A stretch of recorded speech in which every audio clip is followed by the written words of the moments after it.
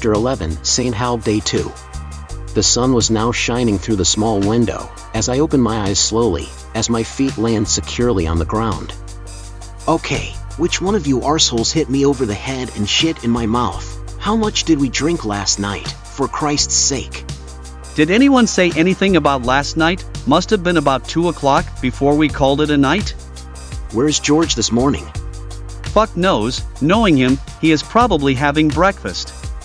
About time, you two lazy bastards got your arses out of bed.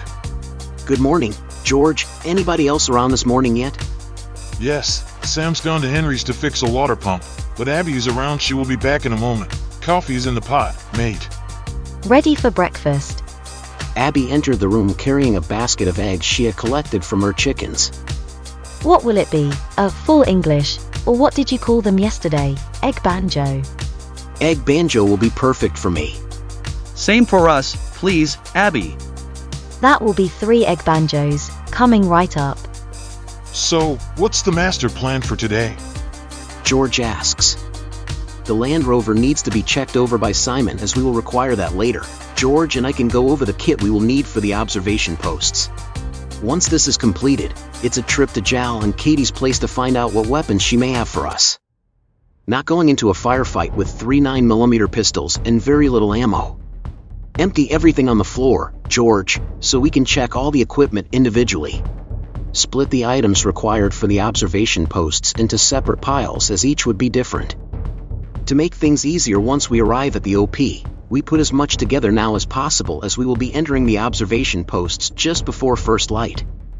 The first task was to mix the nails and clay, then stick them to the bottom of the gas canisters. Electrical detonators wouldn't be placed in until they were in place, for safety. The homemade claymores would be protecting the front of the OP. We're planning a simple tripwire for the rear. This would be the same type we had used in the RV on St. Bethany. I just need to check the transmitters and earpieces are working. Once this is done, the wire itself can be wrapped around the batteries, with the clothes peg secured to it with an elastic band. All 3 water bottles were filled in turn to ensure there were no leaks. Place 1 in each pile. The 2 smaller collapsible ones were for George and me, and the larger one was for Simon, as he had the Land Rover. When it came to our own personal kit, we all had our own way of packing and wearing something fine-tuned over many years. They were observation posts, so we would be traveling light with the bare essentials for the 2 days: food, water, weapons, ammo, equipment, and claymores. Luxury items such as sleeping bags were definitely out, in case we had to bug quick. From experience, if you get too comfortable and warm, the higher the chance of you nodding off. While George and I were busy checking the equipment, Simon made his way to the garage to check over the Land Rover. Both electrical and hand tools lay on the benches in the garage. By the side of the workbench stood a 250-liter drum half-filled with used motor oil. Towards the rear was a row of vehicle batteries on charge. Perfect, we'll take an extra battery. You can never be too careful. Better check the old girl over to see how she runs. Now that was a welcome sound as the Land Rover burst into life on the first turn of the key. An inspection underneath confirmed there were no signs of dripping oil or water that might cause any issues. In fact, the car was running perfectly. Better turn the old girl off. Need to do a service before we take the vehicle out later. Let's make a few alterations while she cools down. First, I needed to find somewhere to secure the spare battery, along with a few emergency tools. Between the 2 front seats was a metal plate, a perfect location to store the extra one. It was possible to connect it with the aid of some wire to the charging system, without the leads getting in the way. The Land Rover was going to be acting not only as transport but as the actual observation post. Time to move on to removing or hiding any objects that will give off any type of reflection. The windshield is easy, as this was a Mark II. The front screen folded down, preventing any reflection off the glass, while in an OP came with the benefit of being raised when driving, which stopped you from getting a face full of annoying bugs. Would take it off entirely, but that may attract some nosy bastard when we go to town later. A search of the garage uncovered some old Hessian sacks. These can be stitched together to form a complete cover for the front of the vehicle. Grabbed the welding gear and proceeded to erect a removable machine gun post in the rear of the Land Rover. This would be erected once the mission got underway. Plus, of course, if Katie came up with any type of machine gun. If not, it will make an excellent rifle stand. Time was getting on, so better carry out the service. Should not take long. Just finished when a call came from the house. You ready, Simon? We need to make a move. We'll be a couple of hours, Abby. Okay, Steve, see you when you get back. If you find my husband in the bar, kick his drunken ass back home. Roger will do. Right, Tanky, you remember the way? Any reason I should dignify that with an answer? Halfway to town, spotted Sam driving like a madman in the direction of his home, probably about to receive an earful from the missus. Guess Abby called the bar, wouldn't like to be in his shoes when he gets home. Parked the car in the same spot as Abby had done yesterday for convenience. Plus, we knew where we could park, so no need for driving around looking for a parking place. This time, instead of walking down Joshua Boulevard and immediately to the coffee shop, we took the street opposite, stopping within 100 meters of the rear of the place. The mission was getting close, so every precaution now needed to be made, if not more. Spent the next 20 minutes or so sat on a small brick wall observing Katie's place, taking it in turns to be the one watching while the other two did anything but look at the location. Right, gents, my Mickey is telling me it's now 11 o'clock. Wait here until 11:25, Simon. Before entering the coffee shop via the rear exit, George and myself will make our way around the front and enter via Joshua Boulevard. We'll order coffee and take a seat somewhere in the cafe where we can be seen by you as you enter from the rear. Once you enter, if you can't see us, assume something has gone wrong and leave by the front door. We will meet back up at the Land Rover. Let's go. Arrived at the front about 6 to 7 minutes later and entered. Looks like Katie had gone out of her way to make the place look nothing like your typical Caribbean coffee shop. Gone were the tables with plastic tablecloths and containers, replaced with stylish linen ones and glass sugar containers.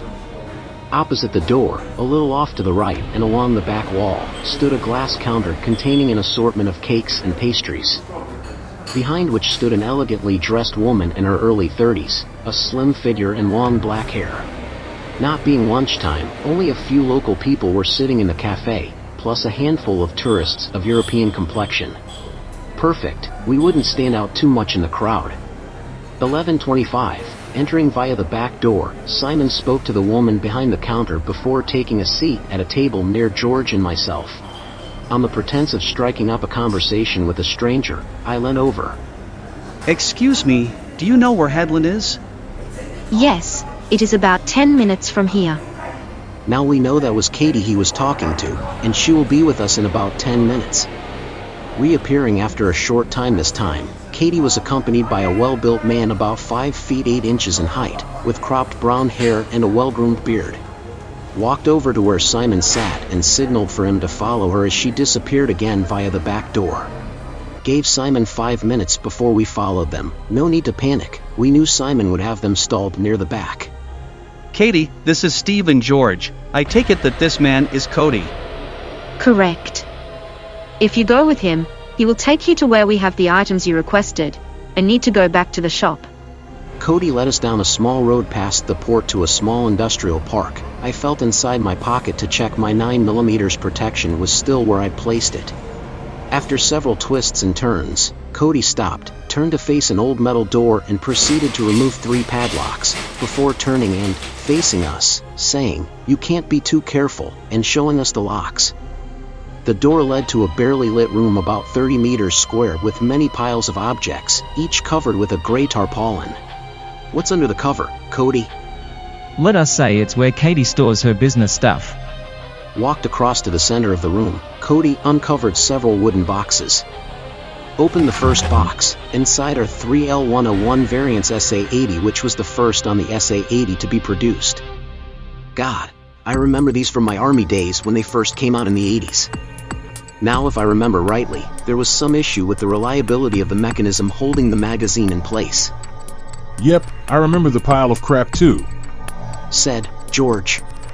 Hold the damn thing close to your chest, the magazine would fucking fall off, plus they kept misfiring on you. Had its positive side as well, it was hard to miss with the optical sight, with an effective range of 400 meters. Call me old-fashioned, but I preferred the 7.62mm SLR, kicked like a mule but a fantastic weapon. Opening another box inside was the LMG version of the SA-80, the L-86 light support weapon. Simon had just a place on the Land Rover for that, as long as we have ammunition for it. Whilst Simon was admiring his new toy, Cody uncovered some metal ammunition boxes, enough here to start a war, around 1,000. The missus said you might be interested in some electrical detonators as well. How many you got? What type do you want, Steve? I have instant electric detonators or shock electric detonators. Tell you what, Cody, I'll take some of both. Do you know the length of the electrical wire? Would say about 6 meters. Have any safety fuse? Sure do. How many reels? 3 reels.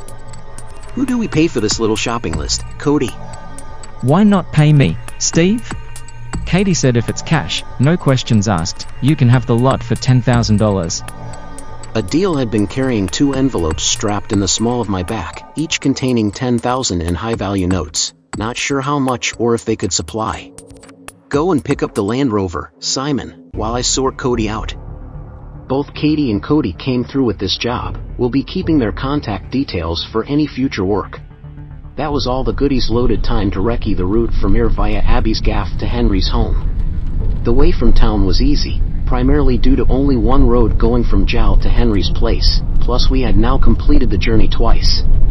Once past Abby's and Sam's home, the road narrowed as it twisted its way through the forest, which seemed thicker here than before. Wasn't long before we arrived at the bridge. Simon pulled off the road, driving a little way through the trees until we were clear of the road. Must have been all those years in the army without anyone saying a word. Simon was covering the vehicle tracks we had made coming into the location. Okay, if we follow the tree line, we should be able to get a clear view of the inlet on the other side where Derek will be meeting us. If not, we will have to take a chance going crossing over and to take a look. Kept inside the tree line, not wanting to be exposed to anyone that might be on the other side. Not sure yet if Hadley's men patrolled this far out, unlikely from what we've been informed, but can never be too careful. Made our way to a position directly opposite the inlet. From what I could see, the channel was around 50 meters wide and 150 meters long. The trees that lined each bank reached inwards, giving plenty of protection from the air. The tide was out as we turned back towards the bridge. Gents, we may have a problem here if the tidal flow is in. Will Derek's boat be able to pass under the bridge? Could let Derek know about the low bridge concerning the tide, to ensure he checks the tidal charts and arrives when the tide is out. But that is not the issue. If we end up running from a gunfight and the tide is in, we're fucked. Think I may have a solution to that, Simon. As part of your OP, can you come back and check the bridge construction? Sure, no problem. Staying clear of the inlet. No point in leaving tracks at this point. Simon can check in more details later. Drove further down the road and closer to the target. Just as we reached the apex of a sharp bend, George shouted out, Someone is coming from the opposite direction. If you look over there, you can see them through the gap in the tress. Times like this, you were glad you had people like Simon by your side, with all his experience of being in the cavalry and all the years of forward reconnaissance. Automatically looking for exit points as we drove, he soon had us leaving the road and into the undergrowth and concealing us from the vehicle coming in the opposite direction. Think it's best we call it a day, gents, and head back to the digs. Simon, home if you please. Yes, master. Better park the Land Rover back in the garage unless you want your arse kicking from Abby. Safer not to leave the SA-80S in the vehicle in case some idiots come snooping around. Take one SA-80 and the LMG, Simon, as you built a beautiful little stand for it. George, grab yourself a rifle and the ammo, and I'll grab mine and the detonators. The sound of crack thump echoed from within the tree line. Did not have much of a choice. We had to risk the noise of the weapons being fired as they need to be zeroed. Both Simon and George had set up a makeshift target range, consisting of targets constructed of wood almost half the size of a person, similar to a figure 12 target which they found in the garage. This had been placed about 100 meters from where they were laying. All located a little way inside the tree line to muffle the noise as they zeroed their weapons, to ensure bullets landed where they aimed. Fancy putting 50 quid on whose rounds land closer to the center? Now that would be fucking cheating, George. We all know you were a sniper before becoming a dog handler. Then there is the little matter of you taking part in a bit of shooting competition at Bisley. What was it called? Oh yes, Army Operational Shooting Competition. So no. Besides, Simon is a crap shot unless it comes from a Chieftain 127mm gun. That is where you two arseholes are wrong. Not too bad with the L7 machine gun. Take it to bits off then. Not terrible grouping, Steve. Think you got the target scared. Fuck off, you sarcastic bastard. Give me time to zero the rifle, then I'll show you. All 5 rounds in the center of the target, so suck on that. Heard you shooting in the woods. Kill anything?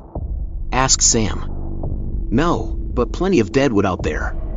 The kettle just boiled if anyone fancies a brew. Cheers, Sam. Could do with a cuppa. Been up to anything exciting today, Sam? We saw you hurtle past us at the speed of light earlier. Yes, Abby called the bar checking if I was in.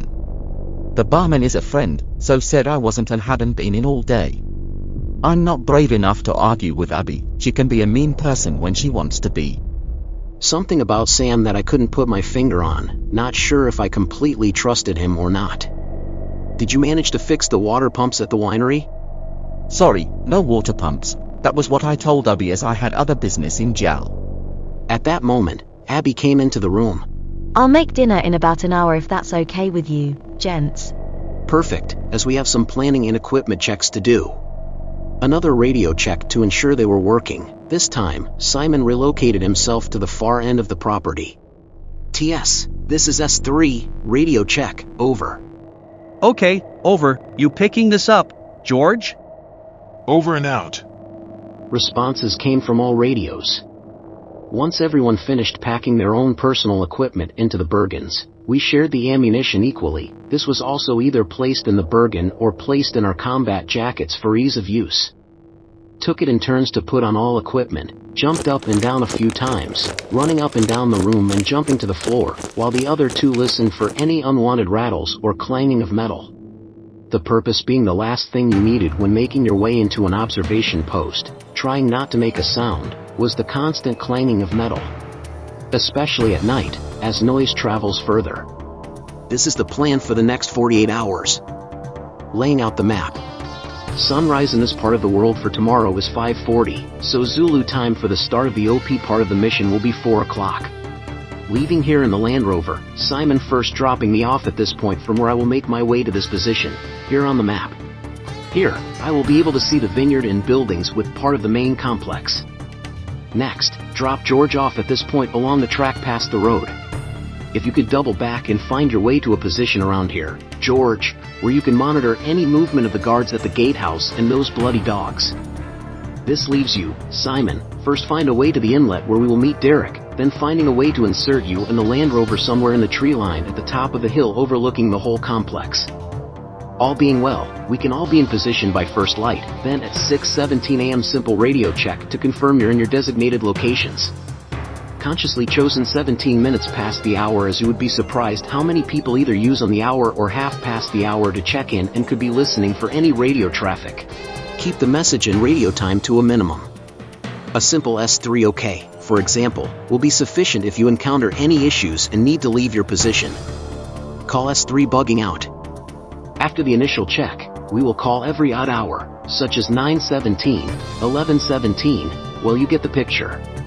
We'll reach an end to the OPs on the second night, to confirm that is not tomorrow night but the following night, 1 hour after sunset, that will be 19:30. The process will be in reverse of the insertion plan. Once you've sent the last radio check, this will be the signal to bug out Simon. You will leave at 19:45, giving us time to arrive at the relevant pickup points. Then drive steadily down the track you dropped us off on. Not knowing where George and myself will be, it will be up to us to attract your attention. We will do this with 2 flashes of a red torch, so better keep your eyes peeled. Once we are all back on board, we will make our way back here. The continuity plans are as follows: all stay in position. If you hear over the radio any call sign, say bugging out. We will all leave and make our way to the emergency RV. Now, if all call signs bug out, or gunfire coming in the direction of our locations, goes without saying, Gents, if there are only a few shots, it might be some drunken bastard shooting widely into the trees. Pointing to the map. If we come under attack, everyone makes their way to the emergency RV, which is located here, near the bridge.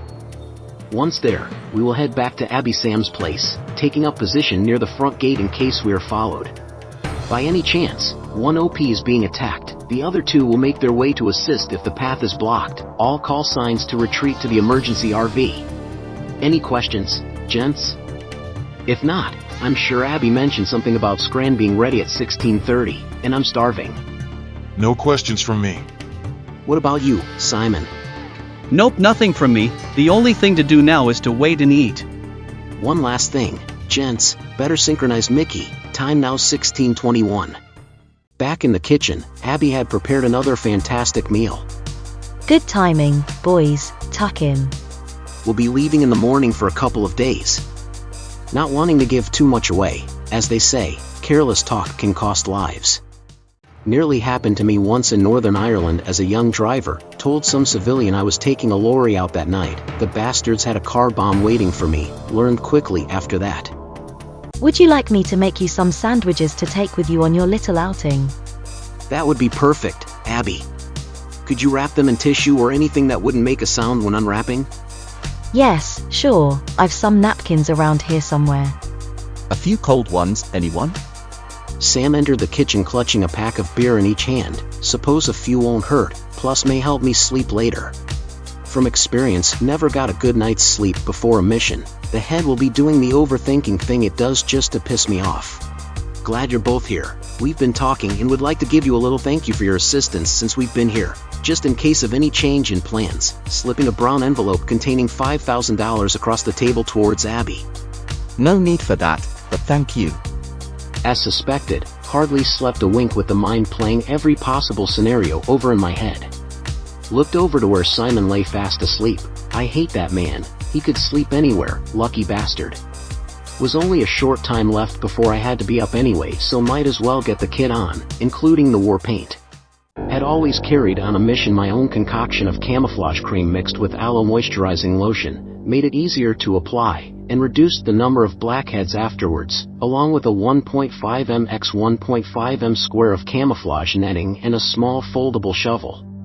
Time to kick the sleeping beauties out of their pits. Once awake, both Simon and George followed the same routine without a sound. Being the only sniper in the group, George put on his ghillie suit. For the rest of us, we made do with our old dirty combat jackets, which undoubtedly stunk a bit as well. Let's face it, if we were upwind of the bad guys, the last thing we wanted was the buggers getting a whiff of fabric softener wafting through the air. Zulu time, boys, let's get this mission going.